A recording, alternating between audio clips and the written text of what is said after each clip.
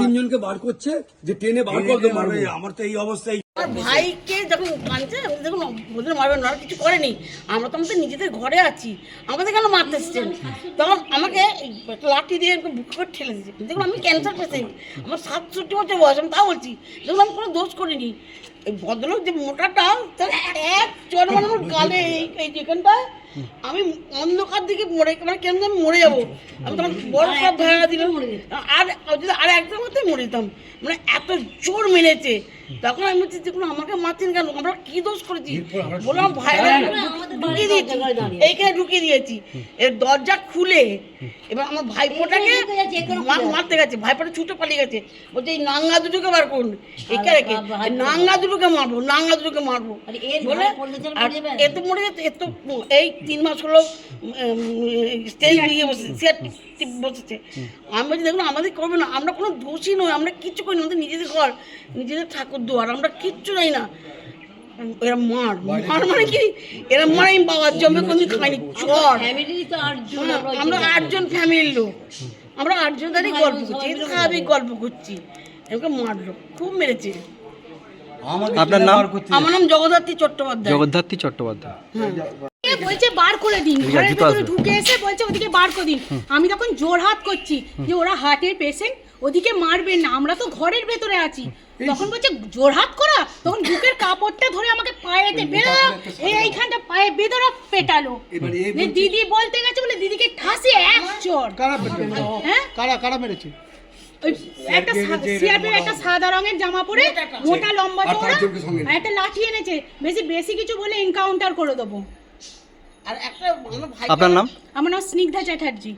স্নিগ্ধা চ্যাটার্জি। আমি বাইরে বেরোইনি, আমাকে বলে ট্রেনে নিয়ে এনকাউন্টার করবে আমাকে। আমরা কি অন্যায় করেছি, কাউকে প্রভাবিত করেছি বা কাউকে আশ্রয় দিয়েছি তা তো নয়। আমরা আমার বাড়িতে দাঁড়িয়ে আছি, আমাদেরকে বলছে এনকাউন্টার করে দেবো। একে মেরেছে, ওকে মেরেছে, আমার বউকে লাঠিতে ঠেলাঠেলি করছে, যারা তাণ্ডব চালিয়ে গেছে আমার বাড়ি। বাড়ির ভেতরে ঢুকে এই জায়গাটায় ওইখান থেকে নিয়ে এসে এই জায়গায় দরজা দিয়ে আছে, দরজা লাথি মেরে ঢুকে। হ্যাঁ, এনকাউন্টার করবে কেন? আমরা কি অপরাধী না? আমরা কোনো কিছু চুরি করেছি না? আমরা কিছু ভেঙেছি? আমার বাড়িতে এসে আমাকে গরম দেখাচ্ছি। আপনার নাম? আমার নাম গোবিন্দ সদয় চ্যাটার্জি। গোবিন্দ সদয় চ্যাটার্জি। গোবিন্দ সদয় চ্যাটার্জি। হ্যাঁ। ঘটনা প্রথম থেকে কি হলো? আরে ব্যাপার, আমরা এই আমাদের এখানে দাঁড়িয়ে গল্প করছি, তো আমরা নিজেদের মধ্যে গল্প টল্প করছি। হঠাৎ দিন ওইটা দিয়ে আমরা এইটা দিয়ে ছুটে এলো, এসি আমরা স্যার ঘর ঢুকে যাচ্ছি, বলে ঘর ঢুকছি, দরজা খুলে ভেতরে ঢুকে আমাকে বলে ওকে বার করে ওকে মারবো। লাস্টে আমাকে বাঁচাতে গিয়ে গেল, একে চাপ গেল, এর কাপড় খুলে দিয়েছে, মানে বুকের কাপড় টেনে নিয়ে মারলো। আচ্ছা, তারপরে আমার দিদিকে একটা চড় মারলো, মানে একটা এমন থাপড় মারলো, ক্যান্সার রুগী, এমন থাপড় মারলো দিদি ছিটকে পড়লো। এবার আমাকে ধরবে বলে ওই কেন পর্যন্ত ছুটে গেছে, মানে আমি তখন এই লোহার গেটটা বন্ধ করে তালা দিয়েছি, বলছে একটা ঘর থেকে বেরোই তোমাকে মারবো। এবার আমি কী করলাম, আমি কোথায়, আমি তো কোনো ইয়ে নয়, কেউ ক্যাডার নয়, কিছু নয়, যে আমাকে এত অত্যাচার করতে এলো কেন বাড়ি? এই কিছু সিআরপিএফ ছিল, আর একটা মোটা করে সাদা জামা পরে একটু ফর্সা করে ও মারলো ওই ভদ্রলোক সবাইকে। ও বলছে আমাকে শুধু টানছে, তুমি বাইরে এসো তোমার পেটাবো। কেন, আমি কি করছি? আপনার নাম? গুরু সদয় চ্যাটার্জি। আমি ঘরের ভেতরে দাঁড়িয়ে এখানে দাঁড়িয়ে আছি, আমাদের ঘরে ঢোকো, আমরা আর কত ঘরে ঢোকো, দেখুন আমাদের বাড়িতে একটা মন্দিরে ঘরে ঢোকো বলে আমি যেমনি কিছু বলিনি। আমার ভাইটাকে ট্রেন নিয়ে চলে যাচ্ছে, তখন আমাদের ভাইরা কিছু করেনি। তখন লোকে লোকটা এসে ওকে কাপড়টা ধরে পটাশ করে মারলো, কাপড়টা টেনে চর মানে এক চর মেলা আমার বরফ দিল। আমি ক্যান্সার রোগী, আমার 67 বছর বয়স, আমাকে মারবেন না। বলছে দেখো দেখো দীপক এইভাবে মেরেকে মেরে হাতিয়ে দিয়ে কি আমি অবস্থা? জোরহাত করেছি।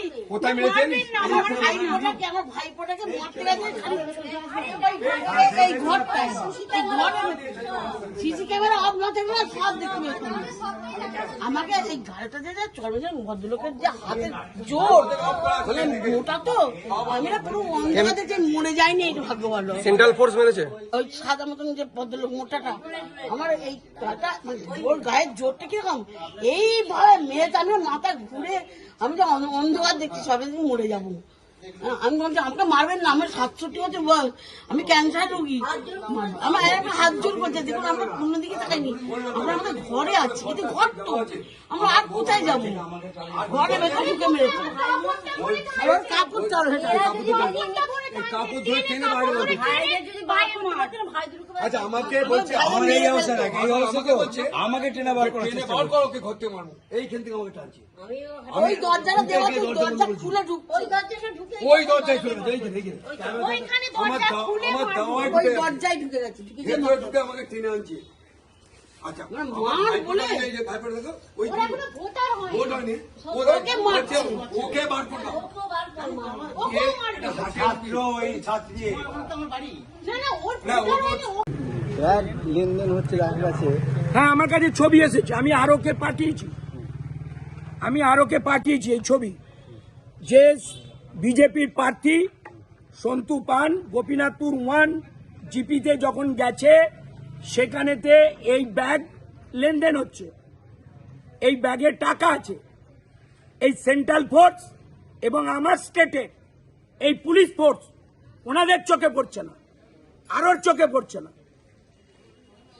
যে বিজেপির প্রার্থী টাকার লেনদেন আজকে ভোটের দিনে করছে, এ পর্যন্ত আর ওকে জানানো হয়েছে। আর অথচ নিরীহ ভোটারদের এসে এখানে মারধর করছে, মেয়েদের পর্যন্ত ছাড়েনি।